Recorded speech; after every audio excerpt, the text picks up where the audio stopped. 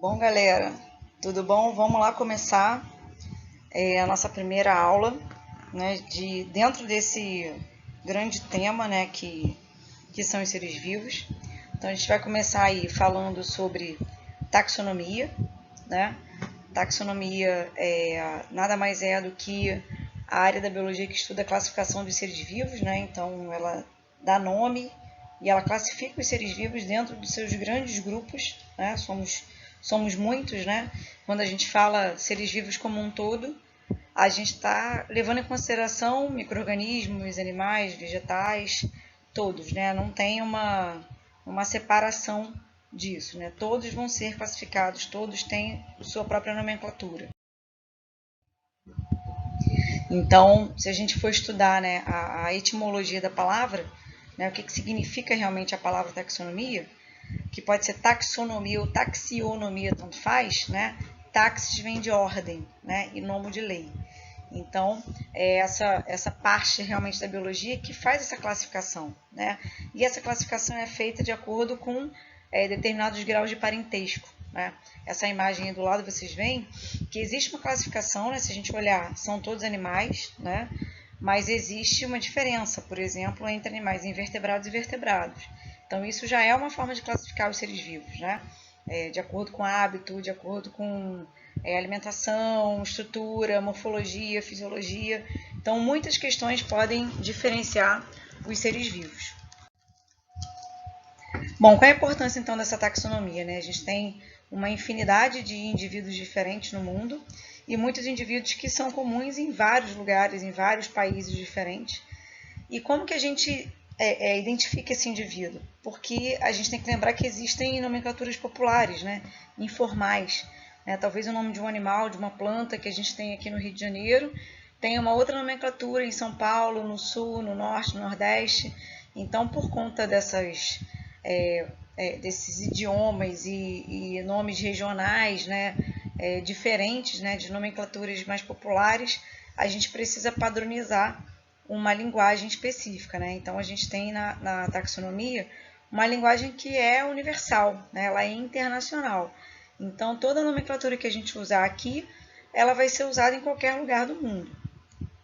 Então, a gente consegue organizar melhor os seres vivos em categorias, né? Em categorias taxonômicas, ou o que a gente chama de táxons, é a mesma coisa que categoria taxonômica, e faz com que a gente consiga estudar melhor, né, esses indivíduos,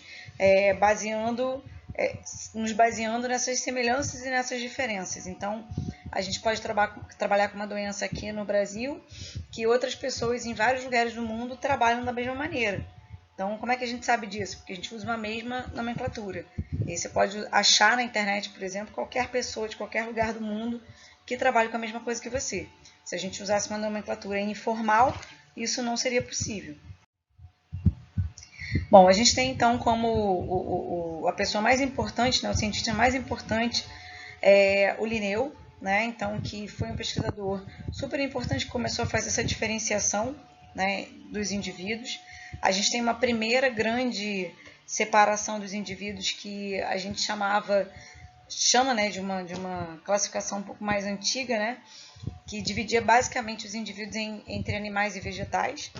E aí, nesse grupo, você coloca, né, fungos, bactérias em grupos que não fazem sentido hoje em dia. Então, por mais que eles estivessem no mesmo grupo, se começou com o tempo a perceber que não fazia sentido eles estarem num mesmo grupo, e Linneu foi o pesquisador que fez essa nomenclatura mais atual, mais moderna, mais elaborada, baseada realmente levando em consideração semelhanças e diferenças que faziam mais sentido.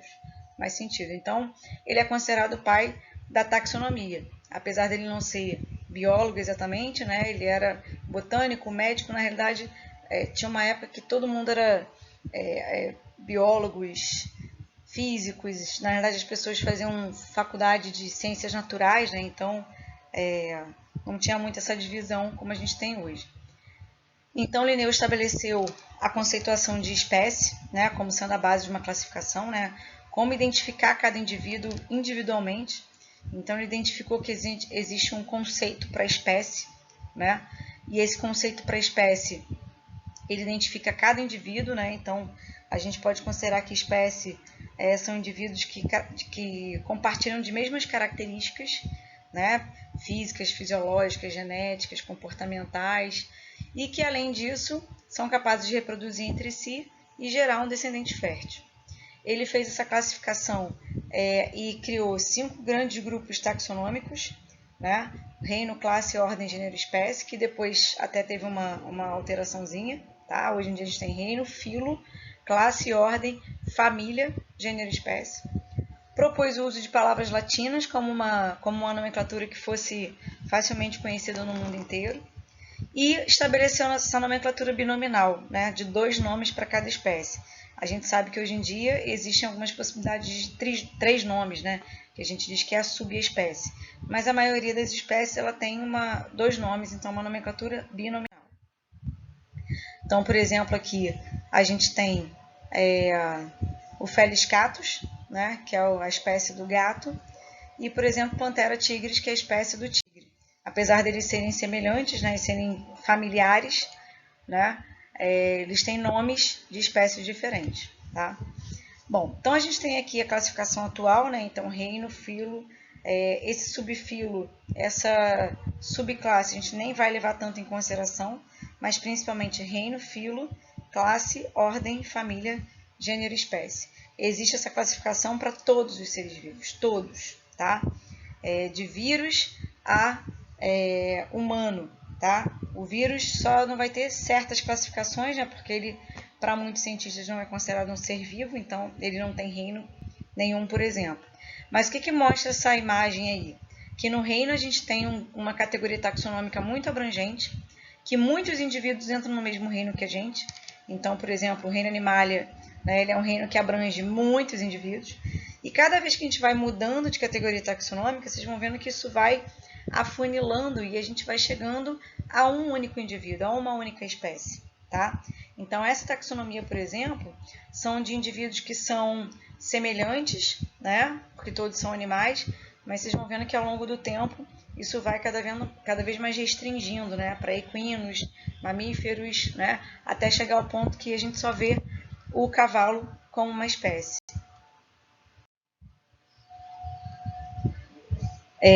Então, esse táxon são essas categorias taxonômicas. Então, aqui é um exemplo de comparação, né? Que vocês podem ver uma comparação aí entre, por exemplo, o homem e o cão.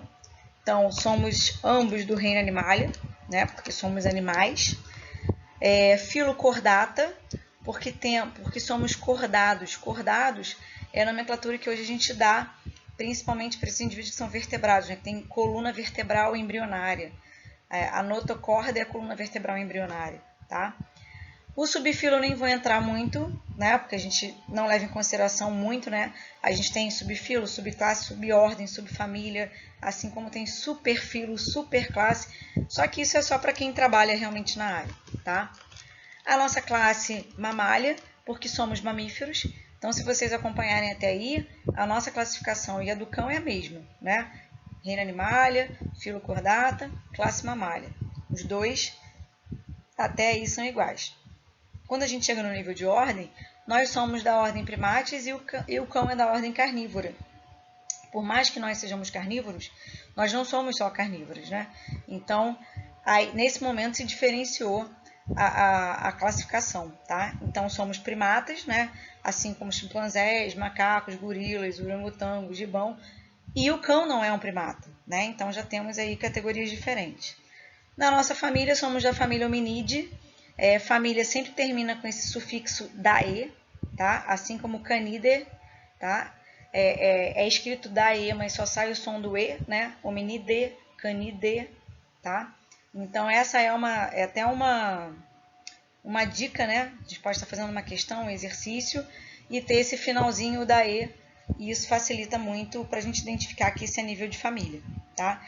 Então, se a gente estivesse comparando outros primatas, muitos já não seria da nossa família, porque não são considerados homens, né?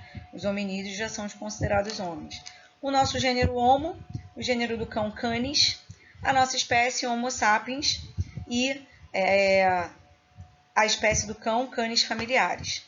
Então, na realidade, se vocês perceberem, o nosso gênero é sempre o nosso primeiro nome de espécie, tá? No nosso caso, a gente tem uma subespécie, então o terceiro nome, que é o chamado Homo sapiens sapiens, porque existiu um primeiro Homo sapiens que não era a gente, era o homem de Neandertal. Tempos depois surgiu nós, homens modernos, se identificou que não tinha como a gente ser chamado pelo mesmo nome, porque, apesar da semelhança, a gente tinha diferenças consideráveis. Então, surgiu essa necessidade de um terceiro nome, somos hoje Homo sapiens sapiens. Então, no exemplo de Linneu aqui, a gente tem essa nomenclatura, né? Panthera leo, que é o nome científico, né, o gênero, né, de onças, por exemplo, e o Panthera onça, né? Então, o Panthera, na realidade, é o gênero, né? Exatamente, o primeiro nome. Quando a gente lê a espécie inteira, o primeiro nome sempre é o nome do gênero. E o onça aqui é o que a gente chama de epíteto, né? Ele não é a espécie são os dois nomes juntos, né? Mas é o epíteto específico, tá? Então, o gênero, por exemplo, Panthera leo e Panthera onça, significa que ambos os indivíduos, eles são do mesmo gênero. Então, existe uma relação familiar bem próxima entre eles, tá? Se eu pegasse aqui e colocasse Homo sapiens, né? A gente está muito distante. A gente tem semelhança, óbvio, né? Também somos mamíferos, cordados, mas olha como o nosso grau de parentesco está bem distante do que entre esses dois, tá? E esse epíteto específico é um termo que designa a espécie, mas a espécie propriamente são os dois nomes juntos, tá? As espécies são estáticas ou podem se modificar ao longo do tempo? Super, né? Como que isso acontece, né? Como isso acontece exatamente? A sistemática é justamente essa área da biologia que faz esses estudos de filogenia.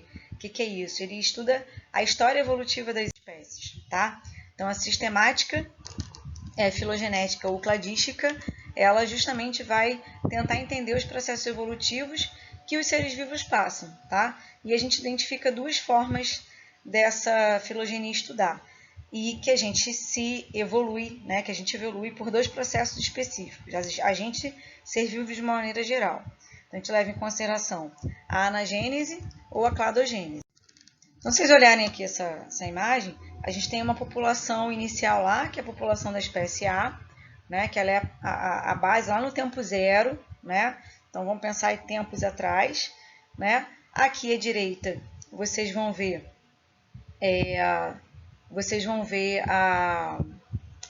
uma reta aqui por anagênese, né? A anagênese a gente leva em consideração que corresponde a um acúmulo de mudanças que uma população pode sofrer ao longo do tempo, originando, né, espécies com características diferentes, que é o que a gente vê, né, ao longo do tempo, só que sem levar em consideração certos fatores, tá? A gente considerava mais a anagênese no passado. Hoje a gente considera mais a cladogênese. Como assim? Na cladogênese, a gente leva em consideração, né, que existe um conjunto de processos, né, que promove essa possibilidade de mudança nas espécies, que a gente chama de especiação, que é o processo de formação de novas espécies.